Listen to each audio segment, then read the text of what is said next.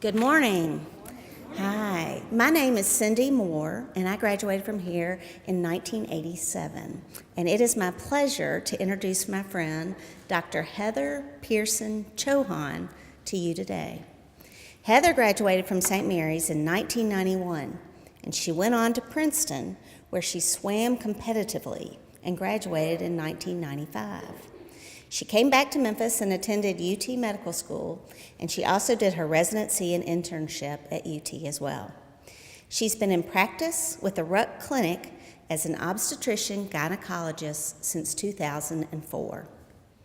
Heather's greatest joys are her family, her husband Ravi, whom she met in gross anatomy lab at medical school, her third grade son Reed, who attends St. George's, and her sweet daughter Claire, who's in first grade across the street at Moss Hall.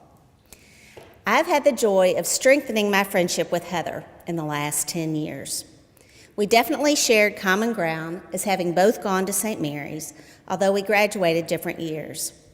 As women who are trying to balance children, siblings, parents, a spiritual life, and work we enjoy, we became very intentional in having time for friendship and camaraderie. Heather and I and another friend set aside a scheduled long lunch regularly to be there for each other and be committed to our friendship. I value Heather's loyalty and wisdom and her amazing creativity. It is an honor to introduce her to you today.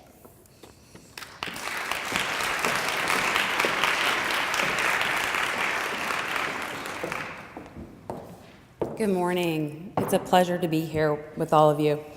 A couple of months back, Gigi Gould called me and asked me if I would come and be the chapel speaker. And when I was asked to give this talk, I was completely unsure what I should discuss. Then it came to me from a most unexpected source, my 9-year-old son, Reed. He's an avid sports fan. No, he's a crazy sports fan. And he's slowly pulling me into it too. Over the past few years, our family has gotten into Grizzlies basketball. We've been to a few games, watched many on TV, and the moods in our home have paralleled the Grizz wins and losses. One afternoon, my son asked me about the yellow growl towels that spectators had been waving at the playoff games. The towels had previously been printed with things like "Believe Memphis" and "We Don't Bluff." 2 new towels showed up. One that said, "All Heart," and another that said, "Grit, Grind." He wanted to know what these sayings really meant. We discussed how these words applied both in sports and in life. One of the Grizzlies players, Tony Allen, had used those phrases in a post-game interview when describing his personal determination and that of his Memphis team. Often wins had not come easily for the Grizz.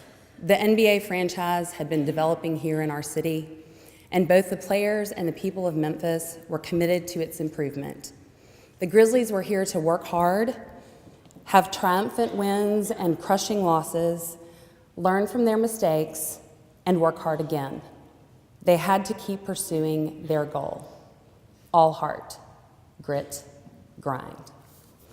When my daughter Claire started first grade at Moss Hall this year, she fell under the lovingly watchful eye of Mrs. Peggy Stevens. Ms. Stevens regularly publishes a blog on the St. Mary's website, and at the very beginning of this school year, she posted a link to a presentation by a University of Pennsylvania researcher named Angela Duckworth. The linked YouTube video explained some of Duckworth's research on grit. Duckworth defines grit as passion and perseverance for very long-term goals. It is a willingness to maintain effort and interest over years, despite failure, adversity, and plateaus in progress. Grit is truly living life like it's a marathon and not a sprint. This fascinated me because although these ideas made perfect sense, I had never heard anyone summarize them so accurately and succinctly. The concept of grittiness, being critical in personal growth, piqued my interest. What does grit feel like? It feels like smiling when you want to cry. It feels like holding your head up high and walking forward one step at a time towards your dream, even when there is an unbearable weight of despair on your shoulders. As Cindy mentioned earlier, I'm in my 10th year of practice as a physician here in Memphis. I have an amazing job. I get to take care of women in all different phases of their lives. I get to share in their great joys when I help deliver their babies. I'm entrusted with the responsibility of helping women with some of the most precious, frightening, victorious, and painful experiences that play out over their lives. I consider it a great privilege. My path to medicine began in childhood when I excitedly put on my father physician's far too big white coat and took weekend journeys to the hospital with him to make rounds. After completing St. Mary's, volunteering at the Church Health Center, and graduating with honors in history from Princeton, I started medical school. I certainly did not think it would be easy, but I also never thought it would be as hard as it was. Because of my strong liberal arts background, I was good at writing 15-page papers about the impact of feminism during the Civil War. I was good at having hour-long discussions about ways to address the rapid spread of diseases amongst underprivileged American women and children. I was not good at taking multiple-choice tests on voluminous numbers of memorized facts about the origins and insertions of tiny facial muscles, the microbiology of obscure viruses, or the organic chemistry of the Krebs cycle. At the end of my first semester in medical school, my letter grades included a D and an F. A D and an F. Now what? I cried. A lot. How could this be? I was smart. I wanted to be a doctor. I was failing. Remember, all heart, grit, grind.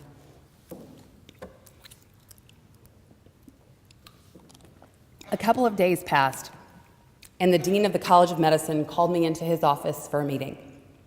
He asked me what I was planning to do.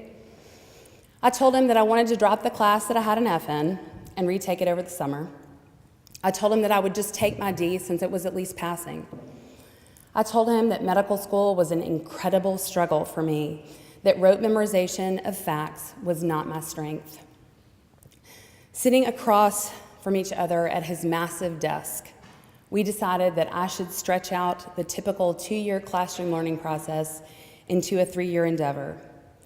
He told me that in his opinion, I would probably be able to complete my requirements, but that I should not expect to be able to choose the medical specialty that I wanted or to get a residency in the city that I wanted to be in. He made me mad. I remember hearing the heavy wood door shut loudly behind me as I walked out of his office. I remember deciding at that moment that I wanted more than anything to prove him wrong. Don't forget, all heart, grit, grind. I managed to complete my classroom learning with notable improvement in my letter grades.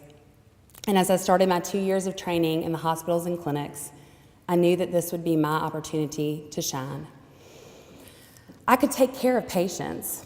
I could explain in my words my thoughts about their care and their disease processes.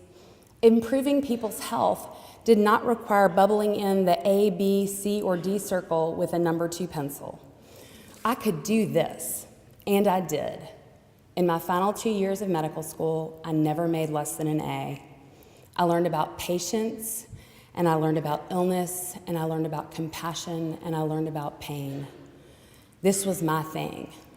I applied for and was accepted into residency training in the specialty that I loved most, in the city that I still wanted to call home, Memphis. The dean of the College of Medicine had been wrong. All heart, grit, grind. If you want to know what grit feels like, look for it in hard times, in trying times, in crises. For my father's mother, whom I called Gran, It felt like having the flame of her dreams blown out by the storm of the Great Depression, then relighting her flame and carrying it in a new direction as she turned her back to the storm. Unable to afford medical school, she became a tireless educator. She taught at school and she taught at home. She educated hundreds and enlightened thousands. She nurtured and guided her 6 children from a small West Tennessee farm town to carry forth her passion. They did. Into the big world, she sent 1 physician, 1 U.S. ambassador, 1 national magazine editor, 1 environmental law attorney, 1 orthodontist, and an international consultant. She helped people far beyond the reach of her grasp. What does grit feel like? It feels like trying to fly your kite on a windless day when there is no lift, no air on which to float your creation. Grit is the realization that all you need to do is grab the kite and run. Make your own wind. Keep running. Don't stop. That's what my mother did in the 1960s when she wanted to pursue her own career dreams in marketing. When she was completing her degree at the University of Tennessee, Knoxville, visiting corporations would come to campus to interview graduating students. She wanted a job. Unfortunately, the only people that were getting interviews were male, and they were engineers. Thinking craftily, she made herself an appointment with the Procter & Gamble team using only her first initial and her last name. She arrived punctually for her scheduled meeting, and the interviewer told her that she must be in the wrong place. She told him that he should just interview her. She reminded him that he had already set this time aside to talk to a person with her first initial and last name anyway. Guess what? It worked. She got herself a job. All heart, grit, grind. I would like to think that I'm passing along a little grittiness to my children. My daughter Claire told me the other day that she had not performed particularly well on a first grade reading comprehension test. After a pause, she told me, "Mom, I can try again and I can do better." Her St. Mary's faculty and her family are helping her to learn that she has grit. Each of you has heart. Each of you has grit. Each of you has grind. Use them. Thank you.